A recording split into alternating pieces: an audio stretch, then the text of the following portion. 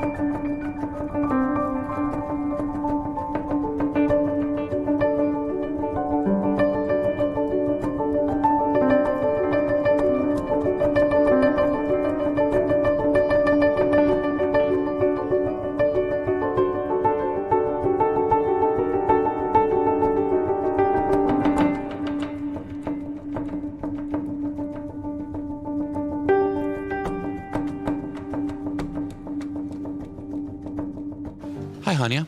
How are you? Hello, I'm fine. Hello from Montreal. Hello from Montreal. That introduction, did it work for you? Yes, Okay. yes. I'm a fan. I love your work, and your music did help a lot. You know, we were all under lockdown. You must get this a lot, but I'll say it again. And, you know, I play music for my family. I'm a DJ, so often, you know, somebody comes in and starts going on, you know, I think something better would be here. So I'm usually that guy like, no, let's play this record now. And your music was really beautiful and it really helped. And so, but you created this with, you studied, you know, this didn't come just like, oh, I have an idea, let me throw this. I could hear, you know, Chopin, I could hear Iceland, I could hear all of these things. I could hear Nils, I could hear the music that's coming out of Berlin right now. In your work, let's go back to the beginning if we can, because I always start with this question. Why music? There's so many things to do in life, you know, and they're all great, one form or another. I'm glad you're doing music, but why music? Yes, it's a bit of coincidence because my parents actually are not musicians, but music was always very important part of everyday life. So basically they both love music, and also my father plays on all the instruments. So basically music was something that was happening, although it was not professionally perform or professional making music. But also in my hometown Gdańsk that you mentioned before, there was a really good music school. Like in Poland we have still these schools that are quite professional, so they can really they have this very professional structure of learning music. It's the same with dance and sport as well. So once you get to this school, you have a normal subjects like maths or biology or stuff, but they are mixed with some music subjects like instruments, choir, and many others like music history and hear improvement and any kind of this. So I just passed exam to this school, and they thought I would stay there for like just in a primary school, but I fell in love in piano and fell in love in music, and I decided to stay through the whole education period, so till my last exam and till the end of the high school. And afterwards I decided to continue, and I passed the exams to Music University in Warsaw and afterwards in Berlin. And so basically since I was 7 I continued till now. So, you know, that takes a lot of discipline, a lot of willpower. And most people don't have that. To start from 7, I mean, I wanted to be an astronaut at 7. But you said, like, okay, I want to do this. What is it about that? What is it about that connected with you in some form or another to continue and to grow with that? And, you know, the focus of my show is music with intention. So it could be anything, all types of genres, but music that you're expressing something of yourself that isn't so much ego driven. It's like, oh my God, look at me, I'm so beautiful, here I am a god. But you're sharing something of yourself. And music, I find, is one of the few art forms that connects people in really interesting ways. You know, people could be at a show, I say this a lot, and suddenly a musician makes everybody in the room fall in love with them, with each other. And there's something about that form that creates this. And you have that in spades. There's probably something in Polish with that, but like you bring that in. And when people, I'm going to be looking at my fellow audience members and saying, what are they feeling? What's happening here? You know, it's been a difficult, obviously, 2.5 years. Before that, you're playing in a country that's going through a lot of interesting political changes right now. And as a musician, as an artist, young one, but as a musician, you know, that's done the work, you're creating a tapestry that people are going to find themselves in that. Does that make sense?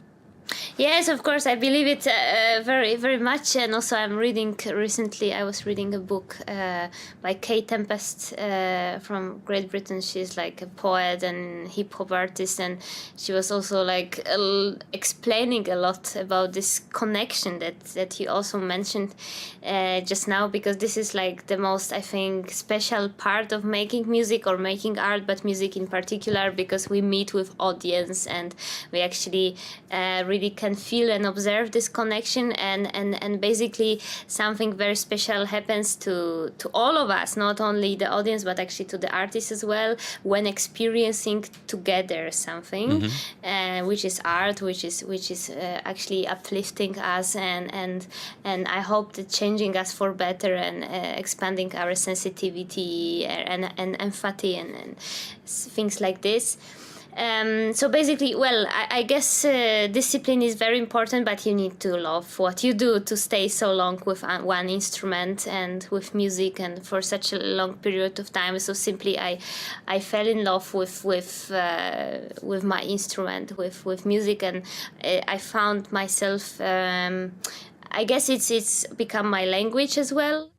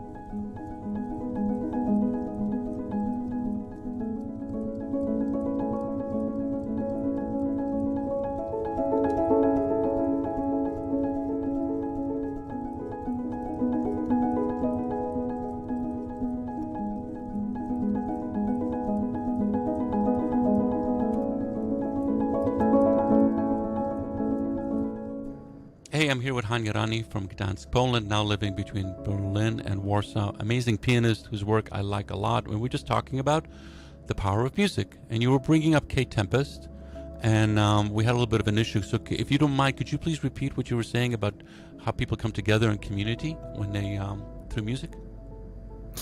Yes, I was talking about Kate Tempest, about her most recent book. It's called On Connection, and she's describing there a lot of her experience as well, what she's experienced as an artist, performer, being on stage through many years. And this is what actually I was also experiencing, and I was thinking about what actually is happening really when we all gather in this one place and we go to the concert, we listen to the concert, I perform as an artist, and we connect in a very, very special way, because first of all, we focus on the same things, we are here and now. Even if we have phone with us or something, we cannot actually a little bit skip the room. So there is some very special, I think, event happening, and I think also there is something about like being together in kind of a community, and being together in a moment. And she was also in the book explaining, for example, sometimes when we listen to the music together, even our pressure is on the same level, or our heartbeat is like beating very similarly, together. And the same if we are in a cinema watching together movie or watching a theater play. And I think this is like something that you cannot, it's a bit unspoken, you cannot explain it, but you can definitely feel it. And this is somehow why we still want to enjoy live performances. We want to be part of it as an artist and as well as an audience, and this is something very, very important in the times that we are a little bit disconnected from each other, because there are smartphones, there are screens and all of these, and we really miss to be connected and to be part of something. your music kind of bridges that in a really interesting way, and it's totally true. I have children, and their role with social media is intriguing, and we have been in situations where people are checking something out on their phone instead of watching what's going on. Certain artists create a texture that puts this down. You want to participate. There's something that happens that allows you to not be distracted anymore. And sometimes it's loud and just overwhelming, and sometimes it's very soft and very subtle, and you fall within that camp. And it becomes really interesting where you have this power. That power comes from your study and your work. You come from a country that has a very complicated history, but also has a really powerful legacy in the arts. Whether it's music or cinema or painting, there's something about that. There's something tied to the Polish identity. I'm older than you. I grew up when Poland was under communism, and when I moved to North America, I came with a whole bunch of baggage of what it meant to be Polish, what it meant not to be Polish. Poland is in a completely different place right now. It's on many levels, economically, culturally, politically, it's a completely different place. And as an artist from this country who spends half their time there, I'm curious how much of your sense of identity goes into your music. Some musicians, classical musicians, doesn't matter where they're from. They could be from central China and they're doing amazing, Beethoven, Mozart, Bach, Brahms. It doesn't matter. They're amazing. But what role does that play? What role does your identity, your nationality, your history play in the music that you're making? I think basically you cannot, your identity, you cannot cancel it somehow. You can feel it, and there are some mechanism or some kind of behavior that it will be always a part of where I come from. And as you mentioned, also the history, my background, the way of how people behave, how we